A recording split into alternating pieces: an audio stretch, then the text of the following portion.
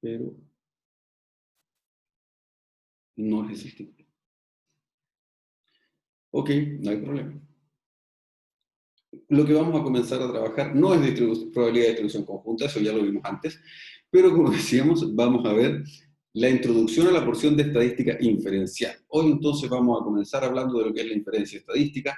Vamos a hablar acerca de las distribuciones de muestreo de estas estadísticas, la distribución de muestreo para X barra, la distribución de muestreo para S cuadrado. Recordemos que X barra es la media muestral y que S cuadrado corresponde a la desviación, a la varianza muestral. Esa sería la desviación estándar. Y vamos a hablar de dos distribuciones que vamos a usar muchísimo, que son la distribución de T-Student y F-Feature, que nos van a permitir sacar algunas conclusiones. Vamos a ver ahí una breve introducción respecto de ellas. Entonces, lo primero que vamos a conversar es esto. Déjenme dar un poquito de espacio aquí, ordenar mi escritorio. Y ahí sí.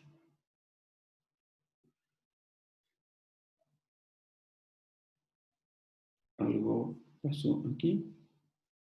Un segundo. Ahí sí. Perfecto. Entonces,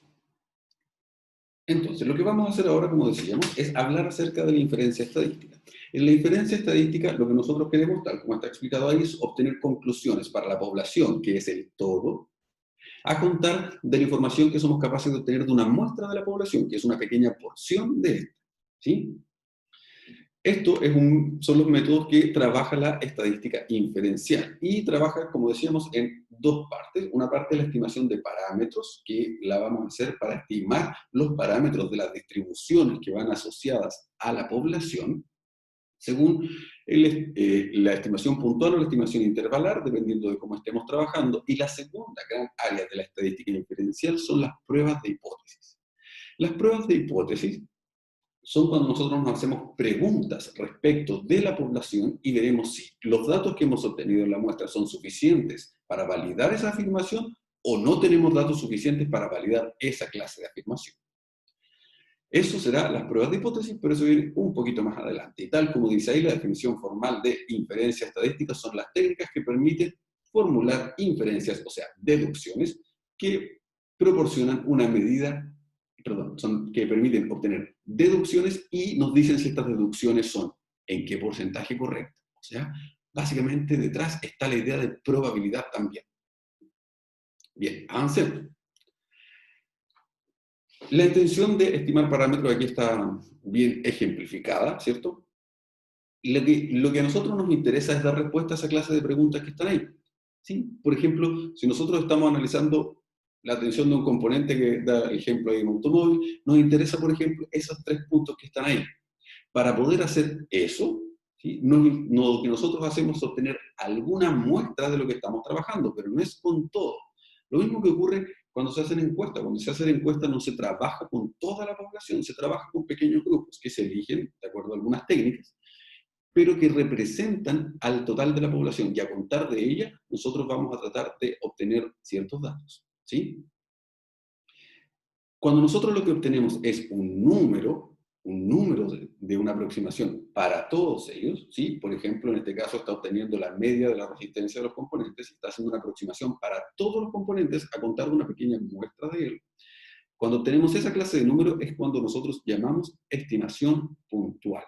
¿Sí? Estamos estimando un pequeño punto. Entonces, para poder entrar en la estimación puntual, necesitamos un par de definiciones. Necesitamos primero entender lo que es la población. Y tal como hemos estado hablando todo este tiempo, consiste en el total de las observaciones. O sea, en el todo. Ejemplifiquémoslo en Chile. La población son todos los chilenos. La cantidad de millones de chilenos que seamos, según el último censo. Y una muestra es un subgrupo de este, ¿sí? Que se selecciona dentro de una población. ¿Cómo se seleccionan? Hay varias características. Una de las características más importantes es que sea representativa. Por ejemplo, ¿qué sentido tendría que si queremos representar a todos los chilenos, entonces una encuesta se hiciera absolutamente en Santiago? No tiene ningún sentido, puesto que la mitad de los chilenos no se encuentran ahí. ¿O qué sentido tendría que tomásemos una encuesta con solo hombres? sabiendo que hay más mujeres que hombres en Chile. Por tanto, para nuestra muestra, lógicamente deberían haber más mujeres que hombres. Y así, dependiendo de las características que usted quiera, puede estratificar a la población y a contar de ello, entonces, obtener una muestra que sea representativa. Y lo que a nosotros nos interesa, eso sí, no es llegar hasta allá, sino hablar solo de una muestra aleatoria. Y una muestra aleatoria, ¿sí?, son una serie de observaciones que nosotros tomamos, que va a tener un tamaño definido del que vamos a estar hablando con tarde ahora, que se llama n, si es que cumple dos características. La primera es que todas las observaciones, ¿cierto?, que todas las variables aleatorias sean independientes y que cada una de esas variables aleatorias tenga la misma distribución de probabilidad. Si no tienen la misma distribución de probabilidad, entonces no podemos trabajar, ¿sí? Entonces, tal como está ahí, las variables x1 hasta xn forman lo que vamos a llamar un conjunto de variables independientes e idénticamente distribuidas, y lo vamos a abreviar comúnmente como IID, ¿sí? Independientes e idénticamente distribuidas. Luego, ¿qué es un parámetro? Un parámetro es una caracterización numérica, tal como dice ahí, de la población. La gracia es que para la población nosotros vamos a poder tener su función de densidad de probabilidad. Por eso estudiamos varias de ellas, porque vamos a asociar nuestra muestra, nuestra población, a esa función de densidad de probabilidad. Y así vamos a tener los parámetros de los que necesitan. Esta palabra ya la habíamos usado. Por ejemplo, en el caso de la función exponencial tenemos un solo parámetro. A contar ese parámetro nosotros definíamos toda la distribución exponencial. En el caso de la distribución gamma, ¿sí?, tenemos dos parámetros, alfa y beta. Podemos decir cosas respecto de los dos, o tal vez fijar uno y decir cosas respecto del otro. Para poder hacer este trabajo vamos a definir un detalle muy importante que está aquí, que es la función de verosimilitud.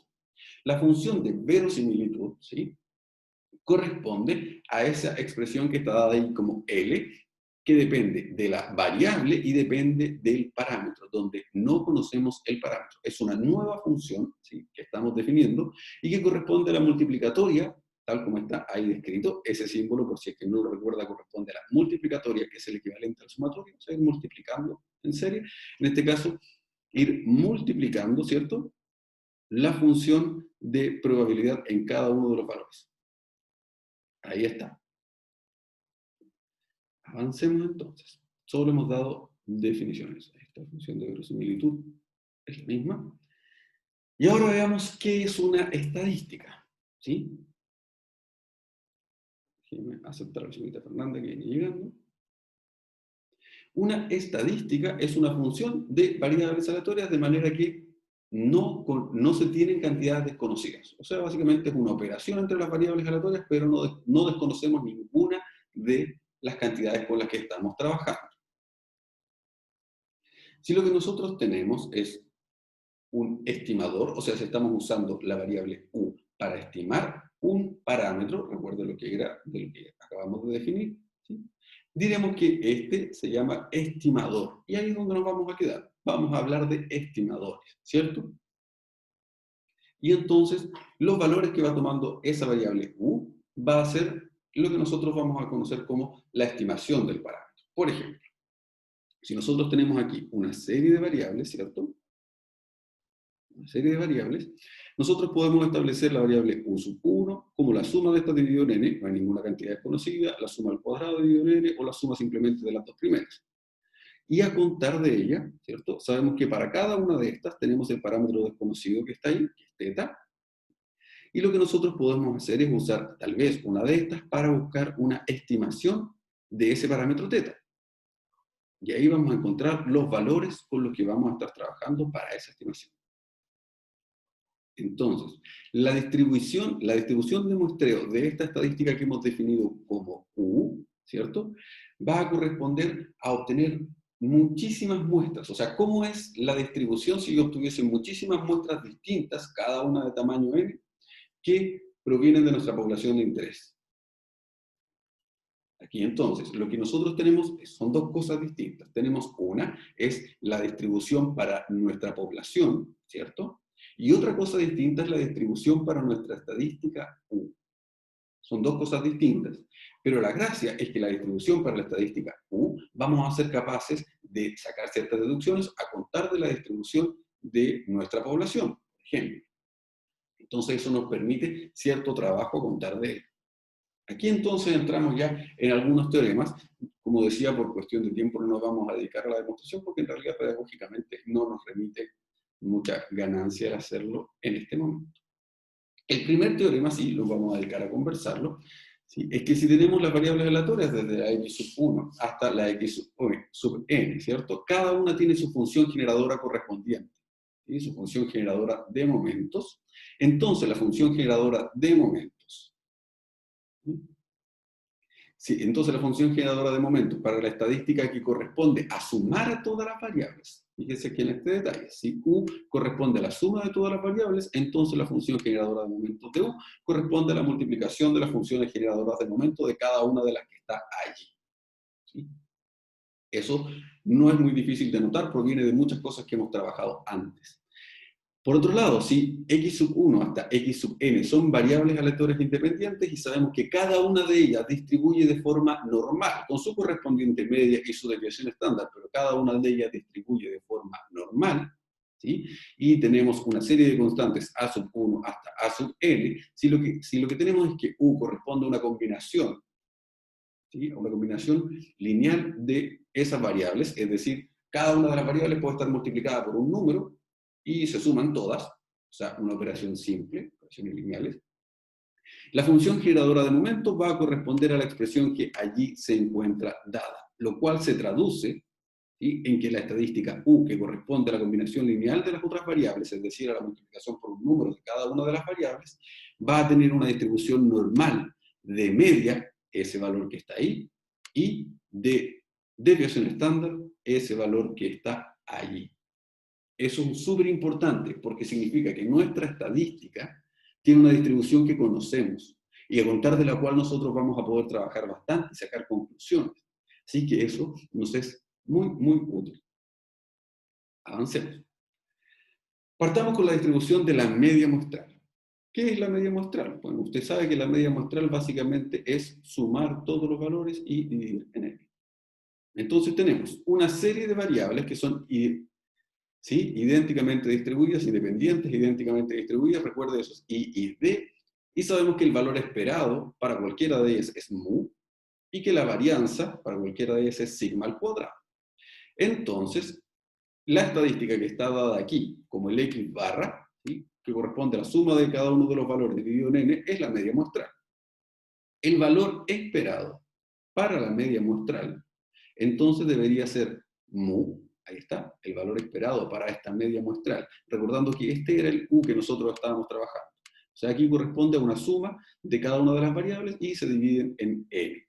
El valor esperado para esta estadística va a corresponder a mu, o sea, a la media de que tiene cada una de las variables por separado.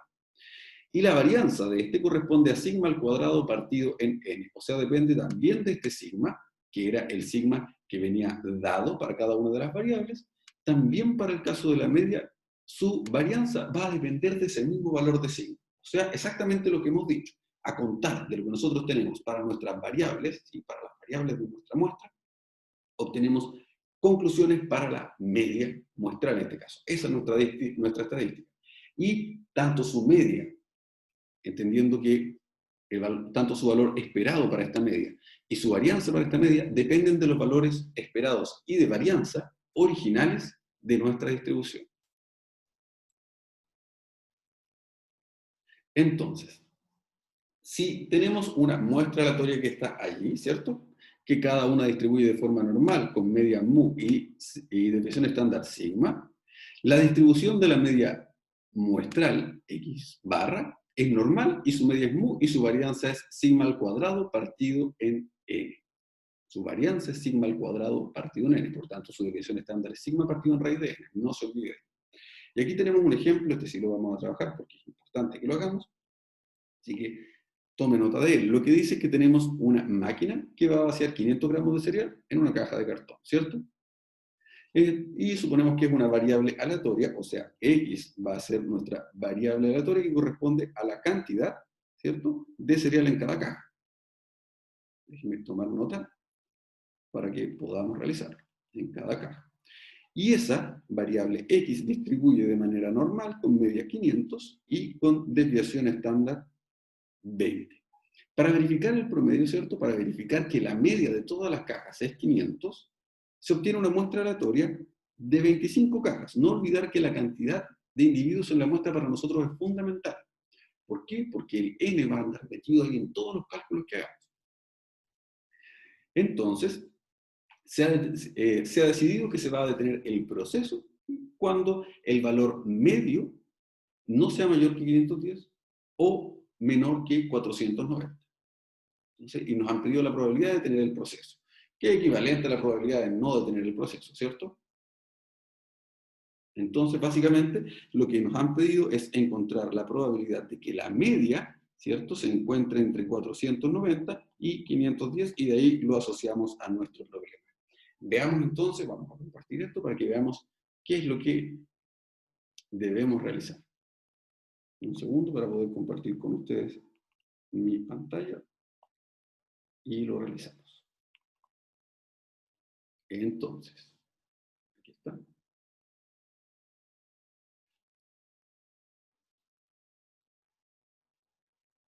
¿Se ve? Espero que sí, mis queridos estudiantes. ¿Se logra visualizar? Un dedito para decirme que sí o para decirme que no. ¿Se ve la pizarra? Gracias. Entonces, como decíamos, X es la variable que corresponde a la cantidad de cereal y por tanto X barra corresponde a la cantidad de cereal media. Eso es lo que tenemos. Si sabemos que X barra tiene una, que X, perdón, tiene una distribución normal, ¿cierto? De media 500 y desviación estándar 20, entonces X barra también conocemos su distribución por el teorema que acabamos de conversar. Y si usted lo recuerda, el teorema lo que decía es que por tanto la media tiene una distribución normal de media, el mismo valor, 500, pero de desviación estándar, ¿sí? De desviación estándar, la raíz cuadrada de 20 dividido en este caso son 25, ¿sí? Recordar que nos han dado la desviación estándar, entonces 20 al cuadrado, ahí sí, dividido 25, ahí está. Eso entonces es lo que nosotros tenemos para nuestro trabajo. Y luego de ello ya es volver a hacer lo que estábamos haciendo antes. O sea, la parte más importante está aquí, en esta conclusión que hemos sido capaces de sacar. Si esta es la media y este es sigma para la variable x, entonces nosotros concluimos que para la variable x barra, su media corresponde a ese valor y su desviación estándar corresponde a, obviamente, el valor de la varianza que teníamos dividido el valor de n, todo eso bajo la raíz, considerando que esto es desviación estándar. ¿Sí? Ahí está.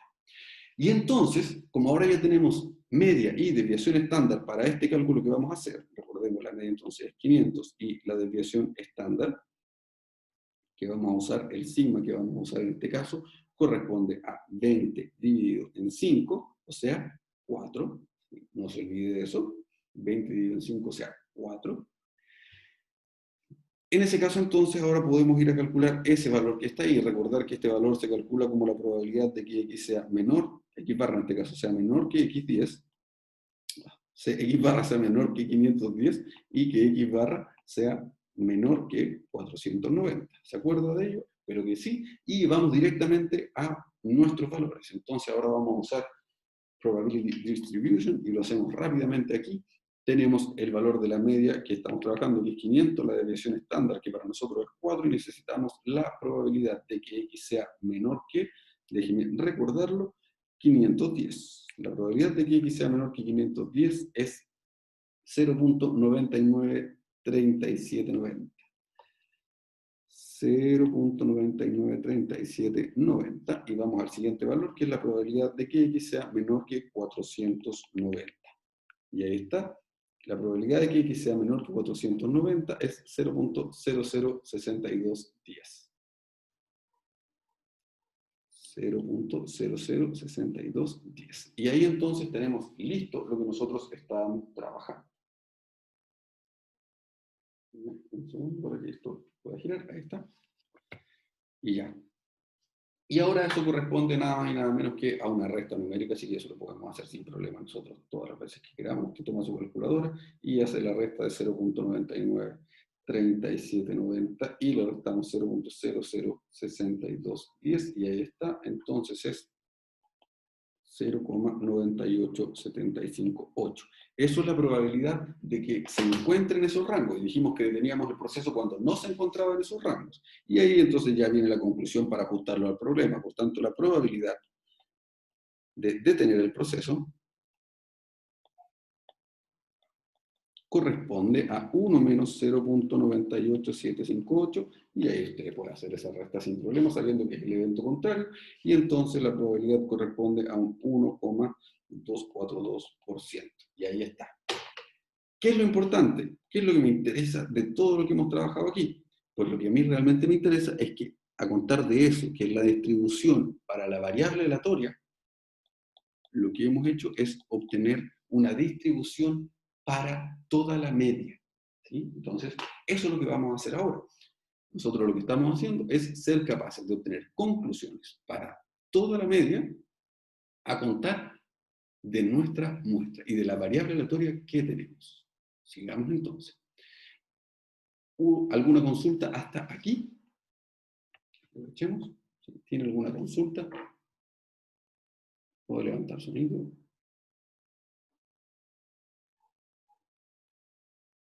Bien, al parecer entonces todavía no tenemos ninguna consulta. Eso es porque o se entendió todo o no se entendió nada. Veamos, avancemos. Esto lo podemos dejar para usted. También con la ayudante van a trabajar un par de cosas parecidas, pero la intención es que si usted tiene una serie de una serie de variables que todas son exponenciales, ¿cierto? Entonces, la media muestral tiene distribución gamma, y eso usted lo puede revisar. ¿Por qué? Porque conoce la función generadora de momentos. Y entonces, a contar de la función generadora de momentos, puede calcular la función generadora de momentos de la U, recordando que la U en este caso corresponde a la suma de todas las variables dividido en n. Eso lo puede hacer usted ahí, y si tiene dudas me lo puede consultar. Porque lo importante es esta parte que estamos aquí. El teorema central del límite.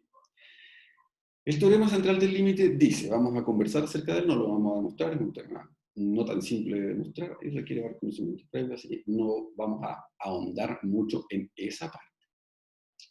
Entonces, sean x1 hasta xn una serie de variables aleatorias independientes e idénticamente distribuidas, ¿cierto? Con distribución de probabilidad que no conocemos, pero lo que sí sabemos es que el valor esperado para cualquiera de ellos es mu y que la varianza para cualquiera de ellas es sigma al cuadrado. ¿Sí? Son en ambos casos valores finitos. Y definimos a la variable aleatoria u, tal como lo estábamos haciendo ahora, la que vamos a llamar u sub n, que va a venir dada por ese valor que está allí, que corresponde a la media menos la variable mu dividido en sigma partido en la raíz de n. ¿Sí? Entonces, lo que decimos es que si nosotros tomamos un n lo suficientemente grande, tomamos un n lo suficientemente grande, o sea, una cantidad muestral lo suficientemente grande, esta variable que hemos definido acá, converge a una función de distribución estándar. ¿Sí? ¿Se acuerda del estándar? Ya la vimos. Así que eso es lo que dice aquí. Este en realidad es el teorema central del límite. Pero lo que hemos dicho es que si tomamos esta variable que está aquí, porque esa va a ser vital a la hora de hacer intervalos de confianza, pruebas de hipótesis, todo ello. Este que está aquí, si nosotros tomamos un n lo suficientemente grande, ¿cierto? Va a tender hacia una distribución que va a ser estándar, normal estándar. Ahí está. Eso es lo que dice el teorema central del límite. Por tanto, una de las bases de lo que vamos a estar trabajando es que la muestra debe ser lo suficientemente grande. Es decir, tiende al infinito. Ahí se nos presenta un pequeño problema. Saltemos ese ejemplo, de ahí lo va a trabajar con nuestro ayudante, como decimos. Y ahora entonces vamos a la varianza muestral. Ya tenemos la idea de la media, ¿cierto? La idea de la media está, espero, bastante clara entonces. Si nosotros tenemos una media, ¿sí? Nuestra media entonces, por ejemplo, en el caso de que sean nuestras variables normales, ¿cierto? La media muestral es una distribución con media mu y varianza sigma cuadrado partido en n. Ese detalle es la gran conclusión que hemos sacado de la distribución de muestreo de x bar. En el caso de la varianza para la muestra, recuerda que la varianza la vamos a asignar como S al cuadrado, ¿sí? A diferencia de lo que hacíamos con sigma, que es la varianza para la población, o sea, es un valor numérico que nosotros tenemos para toda la distribución, mientras que ese cuadrado es para la muestra que estamos teniendo. Entonces tenemos de x1 hasta xn, ¿sí? Una muestra de variables aleatorias, ¿sí? Con media mu y varianza tal como está ahí, sigma al cuadrado, que no conocemos. Ese es un detalle súper importante ahora. Vamos a definir entonces ese cuadrado, ¿sí? Como la sumatoria de cada una de las variables, le vamos a restar la media, lo elevamos al cuadrado y lo dividimos en n. Así está definido entonces para nosotros ese cuadrado. Este estadístico es el que nos va a permitir hacer conclusiones. Conclusiones, obviamente, respecto de la varianza. Ahora, aquí hay un pequeño detalle. Estamos asumiendo que conocemos la media, ¿sí? Pero la media poblacional. Y estamos asumiendo que conocemos la media poblacional. Por lo general, la media poblacional no es lo que se conoce. Lo que se conoce es la media de una muestra. Recordemos que, por ejemplo, no podríamos conocer a priori la media para los chilenos, por ejemplo. Para todos los chilenos, los 15 millones, pero usted podría conocer la media por una pequeña muestra. Entonces, lo que se usa en realidad habitualmente es esta. Esta expresión tiene un número menos en el denominador y en vez de usar la media poblacional, usa la media muestral. Y ahí está. Y esto es lo que nosotros vamos a conocer como varianza, pero varianza muestral. ¿Sí? Entonces, nosotros vamos a establecer una estadística y ya estamos cambiando la letra U, pero es la misma idea, así que no se pierda con las letras, no se amarra las letras, decía un profesor que tuvo hace muchos años. Entonces, tenemos de x1 hasta xn, ¿cierto? Una muestra aleatoria de una distribución normal, ahí ese punto es importante, que tiene media mu y que tiene varianza sigma al cuadrado. Entonces, la que nosotros definimos de esta manera, observe cómo está definida como a la variable, le restamos el valor de mu, lo elevamos al cuadrado, dividimos en sigma al cuadrado, es una distribución chi cuadrado con n grados de libertad. ¿De dónde viene ese n grados de libertad? N es la cantidad de variables que estamos tomando aquí. Ese es un detalle importante. Entonces, una distribución chi cuadrado proviene por ahí de 0 al cuadrado, a grandes rasgos, de 0 al cuadrado, una variable aleatoria que está por aquí, que tiene una distribución normal. Entonces, si x barra, nosotros la conocemos, ¿cierto? Tiene una distribución normal, ya lo vimos en el caso anterior, su medida es mu, su varianza es sigma al cuadrado partido en n, entonces lo que nosotros vamos a conocer como error estándar, o desviación estándar, de x barra es sigma partido la raíz de n, básicamente la raíz de esa expresión que está ahí.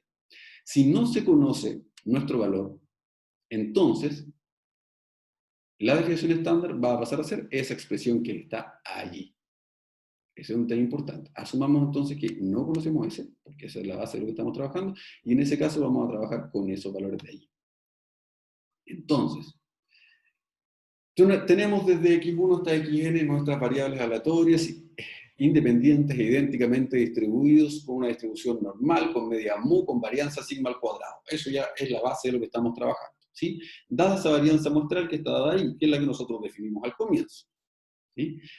Lo que podemos decir primero es que la media muestral, se concluye que la media muestral y la varianza muestral son variables aleatorias independientes. Ese es un detalle importante. Esa independencia nos va a permitir algunos detalles de nuestro trabajo. Si usted, no vamos a ahondar en esa demostración, pero la conclusión que nosotros debemos tener es que esas dos variables aleatorias son independientes.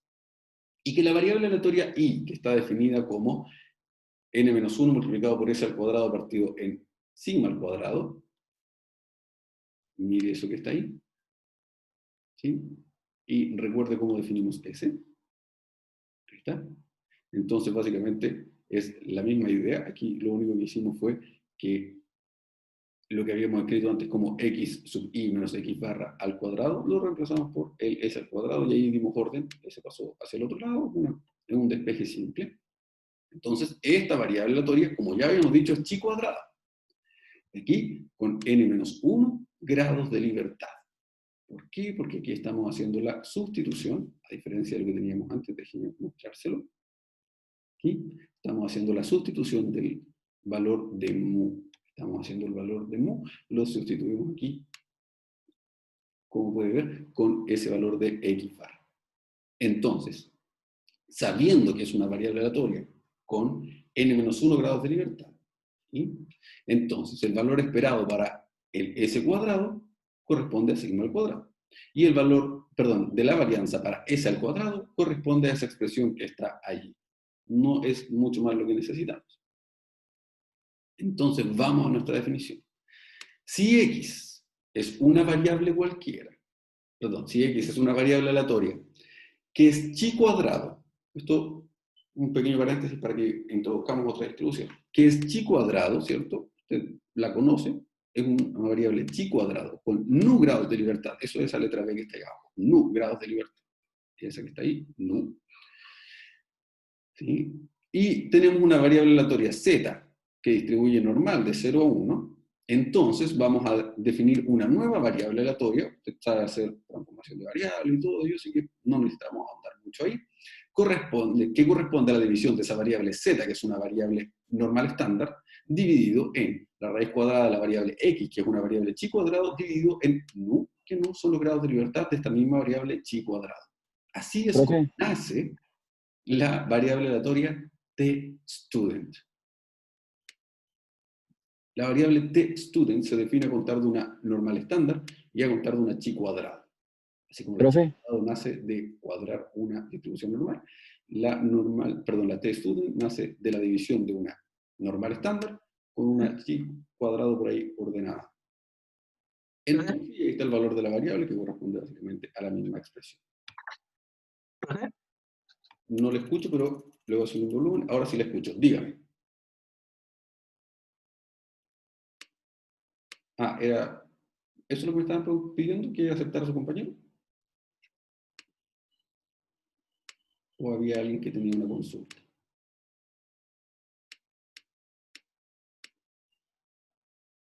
¿Alguna consulta? ¿No, nada? Ya, ¿listo? Verde.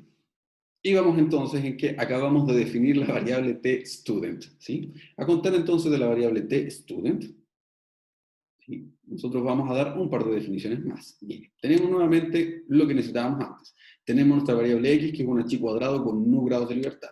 Tenemos una variable z, ¿cierto? Que es normal estándar.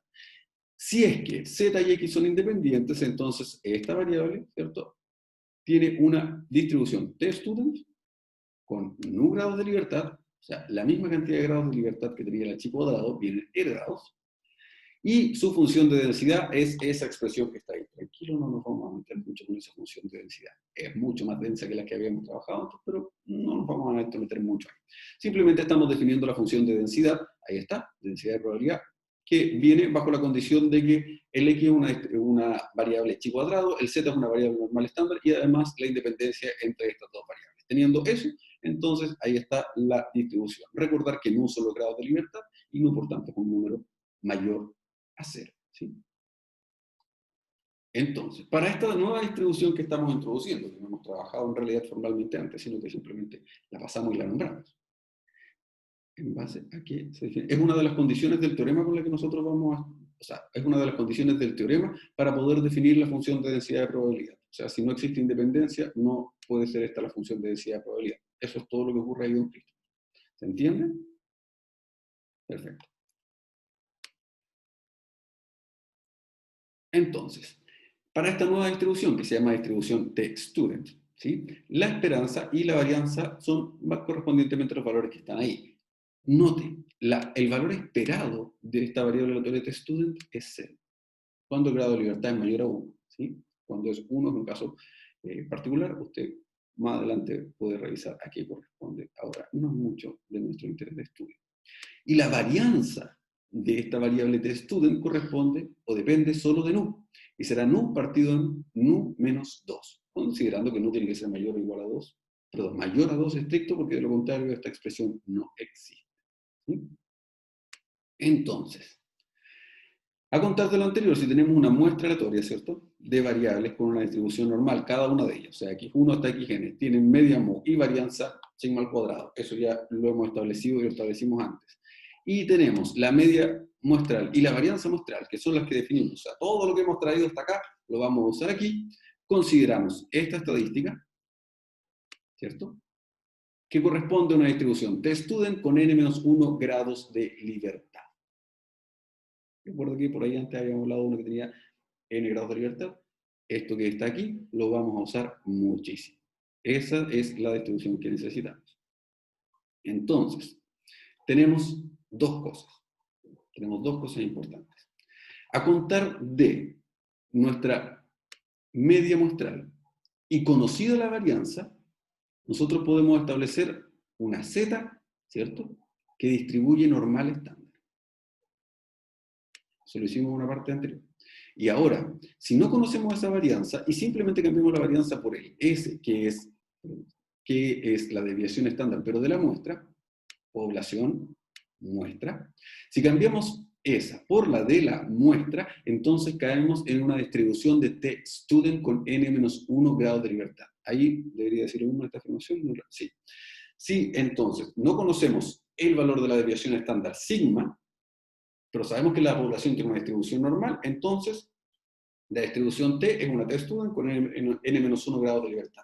Pero si nosotros sí conocemos el valor de sigma, y además sabemos que el n es suficientemente grande, teorema central del límite, además sabemos que el n es suficientemente grande, tenemos una distribución z que es normal estándar. Y aquí nos falta agregar un par de cosillas. Veamos, expliquemos este ejemplo, que está aquí desarrollado, pero me interesa que lo revisemos rápidamente. Entonces, tenemos la variable que va a ser la tensión para un tipo de alambre que tiene media mu y desviación estándar sigma cuadrado, perdón, y varianza sigma cuadrado. Yo he cometido durante esta presentación el error, me retarían profesores si fuera estudiante, de hablar como varianza y desviación estándar. Usted entienda que sigma cuadrado, varianza y sigma es desviación estándar están relacionadas, así que hablar de una no es un crimen y hablar cuando se habla de la otra, pero debería ser más formal con eso. ¿Sí? Por favor, ojo con mis comentarios. Entonces, tenemos que X es la tensión, tiene media mu y tiene varianza sigma al cuadrado, y seleccionamos tres trozos de alambre, o sea, tenemos 6n, nuestro n vale 6, y la media y la variable y la varianza poblacional se pueden estimar como X barra y sigma al cuadrado. ¿Sí? Recordar que S partido en la raíz de n era el error.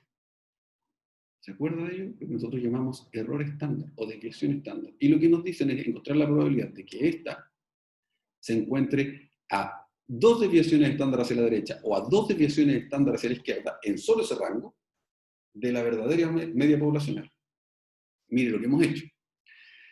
Eso es lo que hemos escrito aquí. La media muestral menos la media poblacional se encuentre dos desviaciones estándar hacia la derecha o dos desviaciones estándar hacia la izquierda. Eso es lo que hemos calculado. Y de aquí se hace un trabajo medio truculento. Esto que está aquí, el S partido en la raíz de n, se pasa hacia el centro, ¿sí? En ambos casos, y queda expresado de esa manera. Ahora, esa raíz de n, usted la puede pasar dividiendo debajo del S. Por tanto, tiene S partido en la raíz de n, que es exactamente lo mismo. Y S corresponde a una t-student. ¿Con cuántos grados de libertad? n-1. Entonces, ese valor que está ahí, que es menos 2, lo puede encontrar en la distribución t-student. Y lo puede encontrar en nuestra distribución t-student. Usted lo puede jugar un poquito con el programa que nosotros tenemos. Recuerde que en nuestro programa también aparece la distribución t-student, ¿cierto? ¿Sí? Y ahí usted puede hacer los cálculos correspondientes para ese que está allí. Esto lo van a ver en detalle, no se preocupe, con nuestro ayudante, pero un segundo para poder arreglo aquí. Como decía, lo van a ver en detalle con nuestro ayudante, así que ahí se va a poner a hacer ejercicio con esa parte. Lo importante, o lo que a mí me interesa como conclusión de este ejercicio, es que hemos hecho el trabajo para pasar esta variable que estaba en medio, que habíamos escrito así, llevarla a una variable t-student. Y de ahí usted hace el trabajo con la t-student. La diferencia, lo que dice aquí abajo, si nosotros en vez de tener esa S, hubiésemos usado sigma, lo hubiésemos pasado al centro, y lo que hacemos es corresponder a una variable normal estándar. ¿Sí? Corresponder a una variable normal estándar.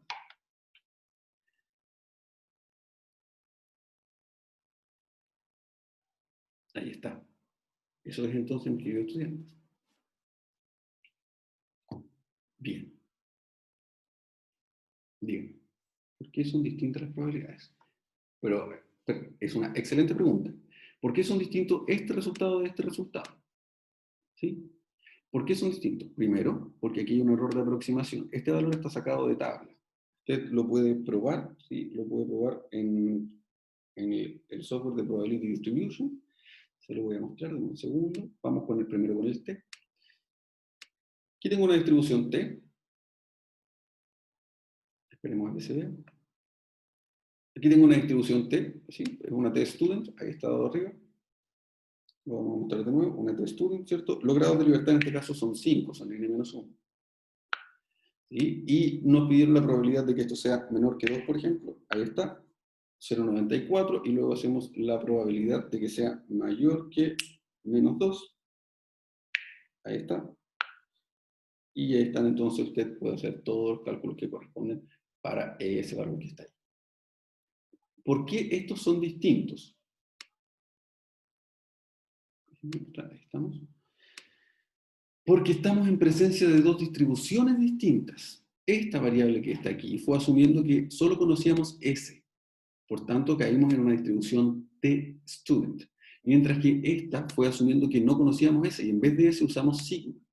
Ahí está la gran diferencia entre la varianza conocida y varianza desconocida. Si usted no conoce la varianza, caemos en una distribución T-Student. Mientras que si conocemos la varianza, caemos en una distribución normal. Y ahí viene la gran diferencia del cálculo. No tienen por qué ser el mismo valor. ¿Por qué? Porque en uno conocemos el sigma y en el otro no conocemos el sigma. Entonces, si usted, se lo cambio así, si usted, voy para allá, justo se llama. Si usted conoce un dato sobre toda la población, y si usted no conoce un dato sobre toda la población, ¿cuál de esos dos valores será más ajustado? Justamente esa es la pregunta. Lógicamente, lo que dice es que si usted tiene mayor conocimiento, entonces su valor va a ser más ajustado. Este valor de student, ¿sí?, trabaja con S, que lo hemos obtenido a contar de la muestra, por tanto, no es tan ajustado como este valor de acá, porque este trabaja con sigma, y sigma lo hemos obtenido de toda la población, pero asumimos a priori que tenemos un dato de toda la población. Y eso solo pasa en los libros, mis queridos estudiantes. No pasa en la realidad, no pasa en ningún estudio científico en general. La mayoría de las veces nosotros tenemos que reducir a trabajar con S. Espero ahí haber dado respuesta a todas sus consultas, don Christopher. ¿Sí? Entonces, tenemos ahora otra distribución que vamos a agregar, la última. Esta es la, a mi juicio, más complicada de todas las que vamos a trabajar.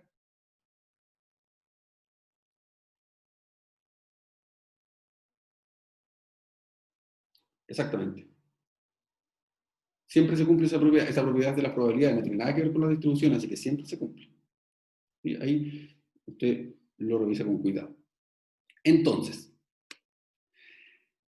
a contar de dos variables que son chi cuadrado, ¿sí? Una es aquí nos falta el cuadrado, pero lo vamos a agregar después de la presentación. Una tiene nu sub 1 grados de libertad y la otra tiene nu sub 2 grados de libertad. Ambas son variables aleatorias. Vamos a definir la variable aleatoria chi cuadrado como esa división que está, vamos a definir la variable aleatoria f como esa división de esas dos variables. Eso es una definición solamente, no hemos dicho nada más que definir. Así va a ser, f vale eso, esa división de dos variables que tengamos en consideración que son chi cuadrado, ambas, que la primera tiene nu sub 1 grado de libertad y la segunda tiene nu sub 2 grados de libertad. Listo, entonces. Si ambas son independientes, la variable aleatoria f que hemos definido tiene una distribución a la que llamamos f feature, ¿sí?, en honor a quien la trabajó, con una función de densidad de probabilidad que está dada aquí, donde f feature trabaja con 2 grados de libertad distintos. Hay varias cosas que tengo que corregir aquí, por ejemplo el nu sub 2. Trabaja con 2 grados de probabilidad, perdón, 2 grados de libertad distintos, nu sub 1 y nu sub 2 que debería decir ahí. Por tanto, tiene esos dos valores ahí metidos de esta distribución. Como decíamos, no vamos a ahondar tanto ni vamos a hacer el cálculo. Usted ya sabe cómo se calcula el valor esperado y la varianza a contar de la función de densidad de probabilidad. Pero esto nos tomaría muchísimo tiempo, así que no nos vamos a dedicar a esa parte. Entonces, el valor esperado para la variable f es nu sub 2, ¿sí? Dividido en nu sub 2 menos 2. Note que el nu sub 2 es el que va en la segunda variable, en la variable que va en el denominador. O sea, es el denominador del denominador. Mientras que su varianza es esa expresión gigante que está ahí, que depende de nu sub 1 y nu sub 2. ¿Sí?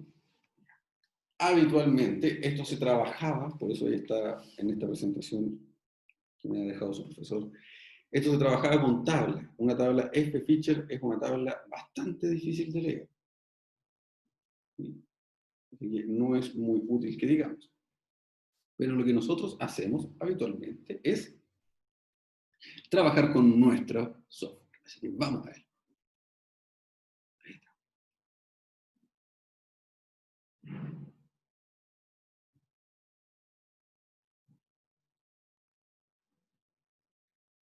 ¿De qué surge? Bien, o sea, son definiciones ambas, ¿cierto? Está cómo hemos definido la variable tstudent y la variable ffeature, ambas son definiciones, son lo que hemos ido trabajando. ¿Con qué finalidad se hace? Puesto que son distribuciones que aparecen a la hora de obtener valores aproximados, ¿sí? Valores aproximados para mu y para s cuadrado. Por eso al comienzo de la clase explicaba que hoy iba a sonar todo un poquito etéreo porque todavía no lo vamos a llevar a utilidad práctica. Pero cuando comencemos a hacer la estimación estadística, nos va a aparecer esta distribución y esta distribución. De hecho, en general, las distribuciones que vamos a usar son tres. Son la distribución normal estándar, la distribución chi cuadrado, perdón, la distribución t-student y la distribución f-feature. Y la intención es que a contar de ella nosotros vamos sacando conclusiones para estimar los parámetros que queremos. Estas nos aparecen, nos van a aparecer cuando describamos los intervalos y con las multiplicaciones y divisiones que vamos a hacer, va a aparecer ahí y vamos a decir, oh, esto es una variable t, por tanto la conocemos y conocemos su distribución de probabilidad, conocemos su esperanza, conocemos su varianza y eso nos permite sacar conclusiones para lo que estamos buscando. Esa es la finalidad con la que lo estamos trabajando. Bien. Verán, como decíamos entonces, para el mismo ejemplo, usar el mismo ejemplo que está en su presentación, tenemos una distribución f-feature que tiene 5 grados de libertad y 10 grados de libertad. 10 grados de libertad en el denominador, ¿cierto? ¿Sí? Y nosotros podemos encontrar, por ejemplo, el valor que hace o que contiene al 90%. En general, esto es lo que se busca en la tabla de probabilidades. Y ahí entonces usted obtiene un valor que se llama 2,52. Y si lo mira en su presentación se va a dar cuenta que es exactamente el mismo. Funciona, en este caso, tal como nosotros lo hemos hecho. Por ejemplo, si lo vemos aquí dentro del gráfico, el valor 2, ¿está bien, no es cierto? Sí. El valor 2, por ejemplo, es el valor que divide al 83% del otro porcentaje superior. Recuerde que esto siempre mide hacia la izquierda, pero la gracia de nuestro software es que además puede trabajar hacia la derecha. La gracia de trabajar con esta clase de aplicaciones es que nos aliviana muchísimo el trabajo de lectura, de trabajo con tabla y todo ello.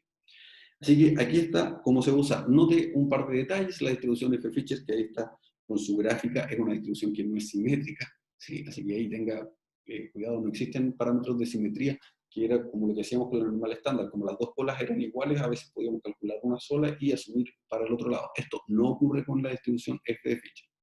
Así que ese es un detalle importante. Ahí están, usted puede revisarlas en detalle. Recuerde que 5 y 10, demos el ejemplo. Recuerde que por aquí usted puede encontrar las fórmulas asociadas a esta distribución. Cuando sea que esto se conecte, ahí está la función de densidad de probabilidades que la tenemos, ahí tiene la media que fue la misma que escribimos y la varianza, así que usted puede recurrir a ella cuando la necesite con urgencia y también ahí están calculados los momentos, y primero, segundo y tercer momento, que usted conoce ahí los momentos. Si los grados de libertad son iguales, pero hagámoslo, ¿cuál es la diferencia? Ahí está. No tiene mucha diferencia en cuanto a la gráfica. No es que sea un caso particular o especial cuando los grados de libertad sean iguales. No tiene ninguna conclusión importante respecto de ello, don Julio.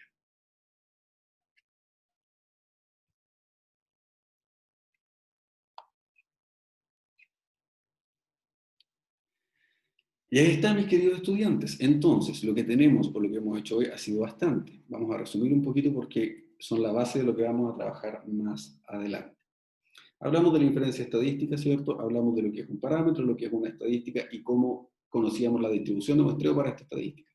Entonces, conocimos la distribución de muestreo para X barra, ¿cierto? Recordemos que si el n es lo suficientemente grande, entonces X barra distribuye normal con media mu y desviación estándar sigma partido en la raíz de n. Acuérdese de eso. ¿Sí? Está el S cuadrado. El S cuadrado, dijimos que, por aquí, quiero mostrárselo, ahí está. Dijimos que el S cuadrado, ¿cierto? Ahí está.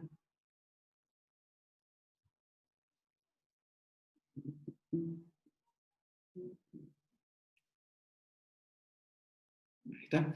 El S cuadrado nosotros lo íbamos a usar en conjunto, tal como dice aquí, con la distribución T-student. El S, que es la desviación estándar, pero de la muestra, la vamos a usar en conjunto con el S. Recuerde que la gran diferencia entre usar una normal y una T-student está en que se conoce el valor de la desviación estándar.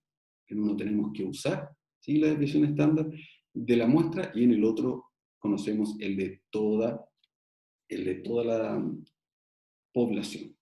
Entonces ahí trabajamos para nuestro estadístico S cuadrado. ¿Sí? Hicimos algunas definiciones. Y luego agregamos dos distribuciones, que son la distribución de T-student, ¿sí?, y la distribución F-feature. Ambas distribuciones nos van a permitir ahora un trabajo cuando hagamos estimación de parámetros. Entonces, quiero que solo dejemos hecha la introducción a la estimación de parámetros. Un segundo para poder mostrarle la presentación que vamos ahí, que es la estimación puntual, la primera parte de lo que vamos a trabajar. Recuerde que habíamos dicho que la estadística inferencial se iba a basar en dos tipos de estimación puntual y en estimación de tipo intervalar. ¿Sí? Y a contar de estas dos, nosotros íbamos a llegar a las pruebas de hipótesis. No. Es una pregunta importante dentro de la estadística. No, no es más importante la muestra que la población. De hecho, lo que nosotros estamos buscando es ser capaces de sacar conclusiones para la población a contar de la muestra. Lo que ocurre es que la muestra es lo que nosotros tenemos y la población en general no la vamos a tener. Esa es la diferencia principal, y por eso es que nuestras conclusiones, la mayoría de ellas van a provenir de la muestra. Nosotros a contar de la muestra es que sacamos conclusiones para todo el resto. Pero no es que una sea más importante que la otra. De hecho, si quiere verlo como orden de importancia, si es que así fuera, es más importante la población, porque es la conclusión que usted va a obtener para todos. Pero esa conclusión, en general, no existen muestras en que se abarque el 100% de la población. Fíjense que ni siquiera el censo de Chile alcanza al 100% de la población de los chilenos. ¿Sí? Se tiene un estimado que alcanza el 98% de los chilenos, 99, no recuerdo cuál es la cifra que da el INE, pero no conoce al 100%. Porque si usted conociera al 100% de todos, entonces no tiene ningún sentido que haga una muestra. ¿Para qué haga una muestra si los tiene a todos? ¿Para qué va a sacar conclusiones si en realidad puede simplemente estudiarla como estadística descriptiva?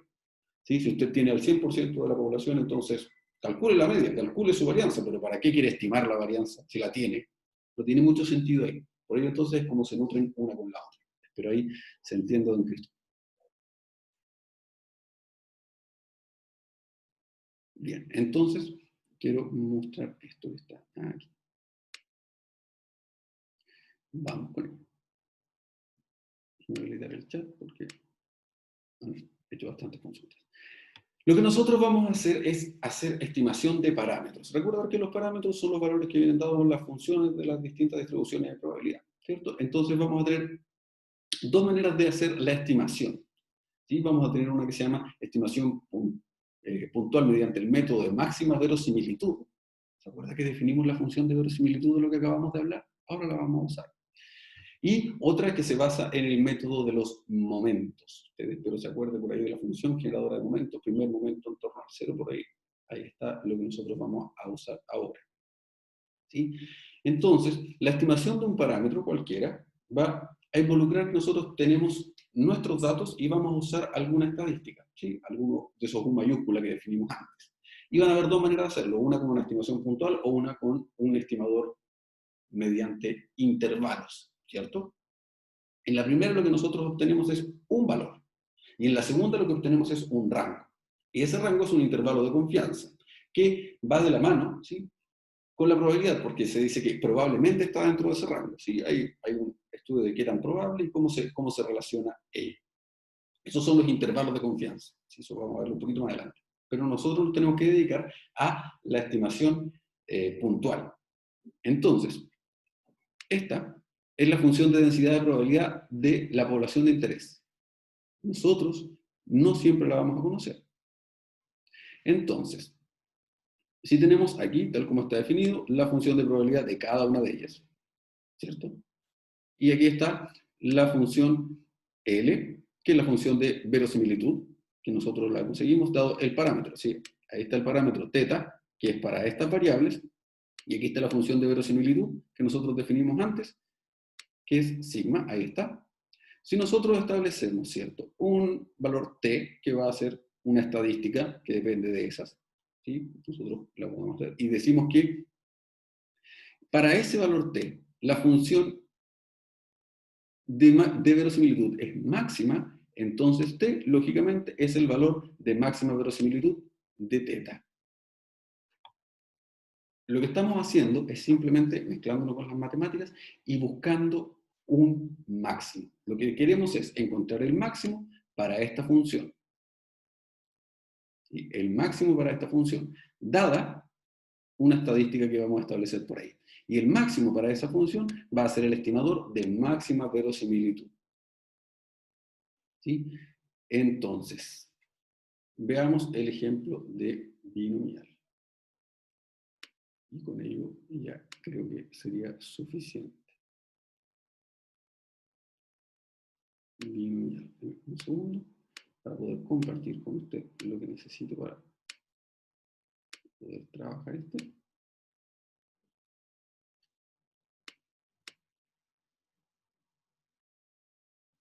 Aquí está.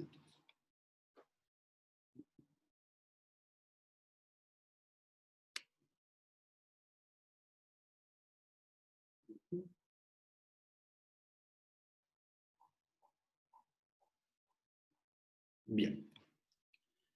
Si nosotros queremos hacer el estimador de máxima verosimilitud para el caso binomial, vamos a tener que recordar un par de cosas.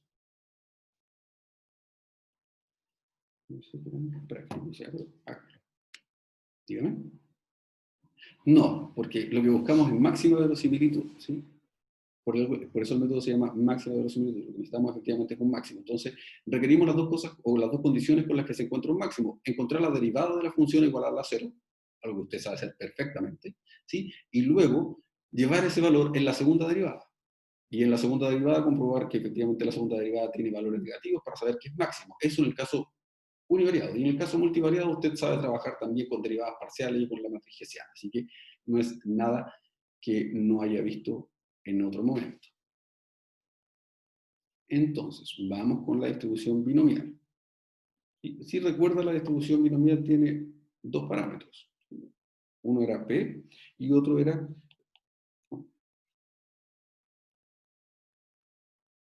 P y otro corresponde al valor K. ¿Sí? No recuerdo cómo lo definimos al comienzo, pero estos son los valores que vamos a usar. Donde P es el valor de la probabilidad de tener éxito, ¿sí? Y K es la cantidad de experimentos. ¿Sí? Espero que se acuerde de ello. Por tanto, la función de máxima verosimilitud de las variables x1 hasta la variable que tenemos en este caso, déjenme mirar, que es x sub n, ¿sí? X sub n, y que tiene un solo parámetro, que es el parámetro P, nosotros la vamos a escribir. Recordemos un poquito, a ver si lo tengo para mostrárselo, cómo era la función de máxima verosimilitud. Está para que no se... Hay que mostrárselo. ¿Está? Esa es la función de máxima verosimilitud que nosotros definimos recién. Ahí está. Es la multiplicatoria, ¿se acuerda? De cada una de ellas. ¿Sí? Eso es lo que vamos a usar entonces. Y lo vamos a hacer, como hemos dicho, lo vamos a hacer entonces para la distribución que es de tipo binomial. Lo tenemos en ensayos, ¿cierto? Y ahí está el estimador de máxima verosimilitud para el parámetro P. Vamos entonces a eso. Y con ello vamos a terminar el día de hoy porque vamos a dejar introducida la temática que nos interesa. Déjenme asegurarme que esto se vea. Ahí está entonces. Tenemos nuestra variable x, que distribuye de forma binomial, ¿cierto? Ahí está con sus dos parámetros correspondientes. Espero que ahí sí lo pueda ver.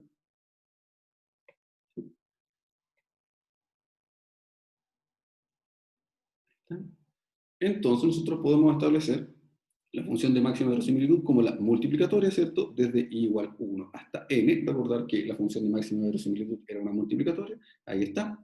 De k, x sub i, sí, ahí está, por p, elevado a x sub i, por 1 menos p, k, menos x sub i. Ahí está. Recordar que n, ¿cierto?, son la cantidad de variables aleatorias que estamos tomando. ¿Sí? Entonces estoy usando un parámetro que es el parámetro k. ¿Y qué es lo que hace habitualmente uno para maximizarlo? Por lo general lo que uno hace es tomar el logaritmo. ¿Sí? ¿Por qué? Porque bajamos los exponentes, porque hay algunas variables que están dentro del exponente, y dado que la función logarítmica es creciente, ¿no se ve lo escrito? Sus compañeros, por favor, indíquenme si es un problema mío, es un problema de ellos. ¿Logra ver lo que estamos escribiendo? Perfecto. Me disculpo. Entonces, como decíamos, ahí está. Como decíamos, lo que vamos a hacer es establecerlo de esa manera. Habitualmente lo que uno hace es trabajar con la función logarítmica. ¿Sí? Dado que la función logarítmica también es creciente, entonces maximizar la función verosimilitud L simplemente o maximizarla a través del logaritmo son equivalentes. ¿Sí? Eso nos permite un pequeño trabajo más fácil por ahí.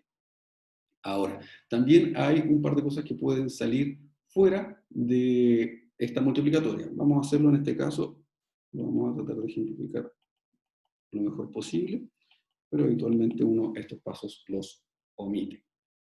Entonces, ¿qué es lo que tenemos? Vamos a sacar un par de cosas fuera de la multiplicatoria. Por ejemplo, el p elevado a x sub i puede salir fuera de la multiplicatoria. ¿Sí?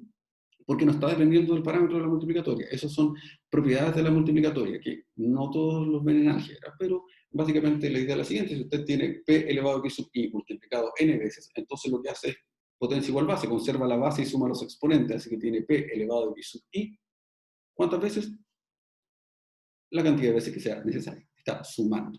Entonces, lo que vamos a hacer es que ese p elevado a x sub i sale fuera de nuestra multiplicatoria como la sumatoria de 2x sub i. Eso es una propiedad de la multiplicatoria.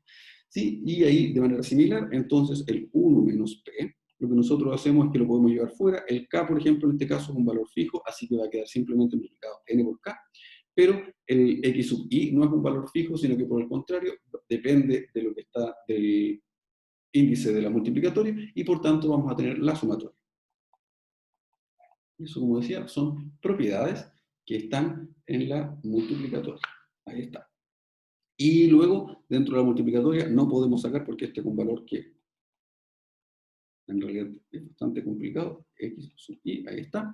Y ese valor lo vamos a dejar ahí sin tocarlo mucho, porque ya tenemos dos cosas fuera de la multiplicatoria. Y además, ahora que estamos fuera de la multiplicatoria, déjeme leer, profe, puede ampliar, no se ve lo que escribe. Puedo ampliarlo más, lamentablemente, señorita. Puedo hacer los números más grandes ahora, porque ya no voy a escribir la función L. ¿Lo ve? Ahora sí, por favor. Ah, ya sé lo que ocurrió, se borró. Ya. Perfecto.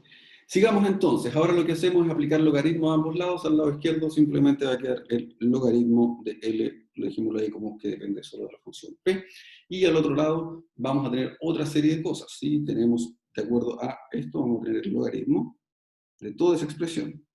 P elevado a la sumatoria de los x sub i, 1 menos p, elevado acá, menos la sumatoria de los x sub i, y la multiplicatoria que tenemos, que es de i igual 1 hasta n, de k, x sub i. Y entonces, por propiedades del logaritmo, cuando hay dos elementos que se están multiplicando, lo podemos separar en una suma. Y entonces tenemos, ¿sí? ¿Se acuerda de ello? No estamos trabajando con la misma base, entonces vamos a llevar de inmediato, tengamos la sumatoria de los x sub i por el logaritmo de p, luego más, el exponente recuerda que puede bajar, sumatoria de los x sub i, ahí está, por el logaritmo de 1 menos p, y finalmente el logaritmo, y eso lo dejamos tal cual, de la multiplicatoria de igual 1 hasta n, k y x sub i. Y ahí está entonces, y lo que nosotros hacemos, de acuerdo a lo que usted conoce, ¿cierto? De acuerdo a lo que usted conoce, es derivar. ¿Sí? Simplemente nosotros vamos a proceder a derivar. ¿Respecto de qué? Esa es justamente la gran pregunta para nosotros. ¿Respecto de qué variable vamos a estar derivando?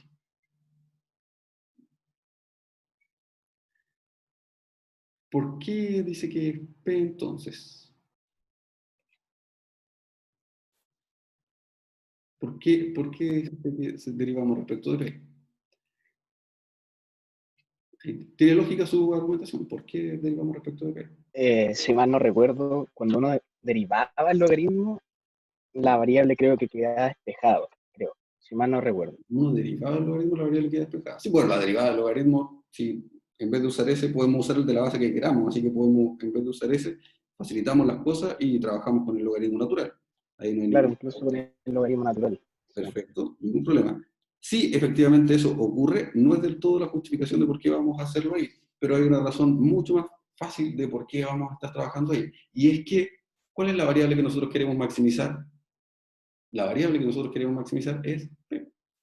Como esa es nuestra variable, entonces respecto de esa es la que debemos derivar.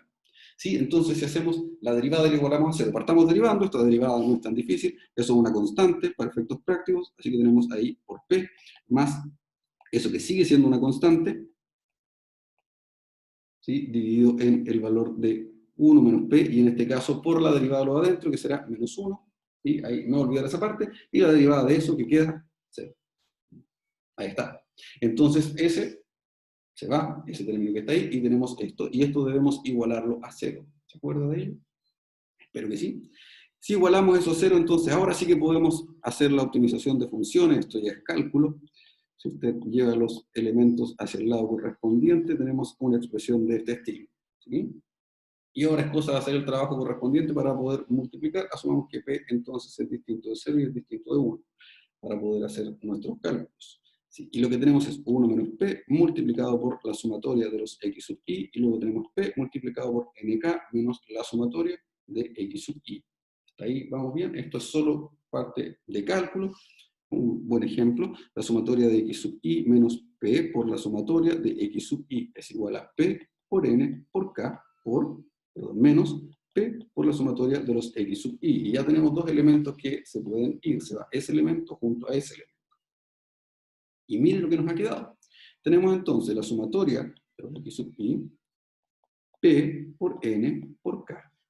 Y por tanto, el valor de P, si nosotros lo despejamos como estimador, va a corresponder a la sumatoria de los X sub I partido en N por K. Por tanto, el estimador de máxima verosimilitud para la distribución binomial, ¿sí?, para el parámetro P, es la sumatoria de las variables dividido en N por K. Ahora, aquí estamos haciendo un gol, así que lo vamos a responder. ¿Es ese valor un máximo?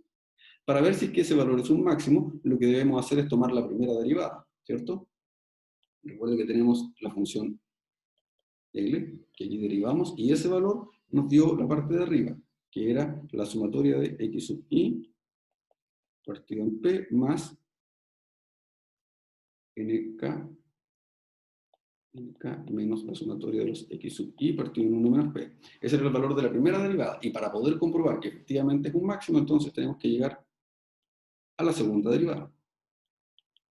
Entonces, si hacemos la segunda derivada de ello, usted puede hacer ahí todos los cálculos y comprobar que efectivamente eso es menor a 0. Y ahí esa parte se la voy a dejar a usted. Porque lo que nos interesa, para poder ya cerrar nuestra clase, es ese valor que está ahí. El estimador de máxima verosimilitud para el valor P, o sea, si nosotros tenemos una variable que distribuye de forma binomial con parámetros K y P, entonces el estimador de máxima verosimilitud para el parámetro P corresponde a ese petongo. Cada vez que nosotros hagamos un estimador le vamos a poner un tonguito arriba, un gorrito ese. Y este corresponde a la expresión que es sumar todos los valores de x sub i y dividirlos en n por k. Y ahí está. Entonces, el estimador de máxima verosimilitud para el parámetro P corresponde a n por k. Y ya tenemos un valor. Ese valor, ¿cierto?, es una manera de aproximar la probabilidad de éxito. Recordemos que el parámetro P corresponde a la probabilidad de éxito. Es una manera de aproximar esta probabilidad de éxito. ¿Sí? ¿A contar de qué? A contar de n, que es la cantidad de individuos de la muestra, k, que era la cantidad de observaciones, y el x sub i, ¿sí?, que son los valores de la variable. Entonces, a contar de eso, nosotros obtenemos este estimador. Existen otras maneras de calcular estimadores, otros métodos. Este es el método de máxima verosimilitud. Y hasta aquí es hasta donde vamos a llegar el día de hoy. ¿Por qué? Porque me interesa que en nuestra próxima clase,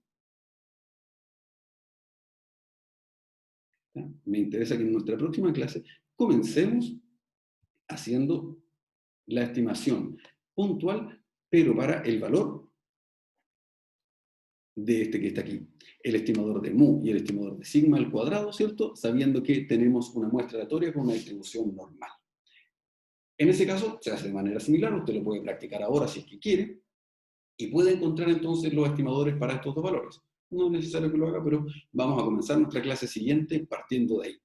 Y luego vamos a ver el otro método para encontrar la estimación puntual, que es el método de los momentos. Así que ahí una repasadita a los momentos si es que no los recuerdo tanto. Y luego vamos a ver algunas propiedades que nos van a servir. Entonces, varias de ellas usted espero debe conocerlas.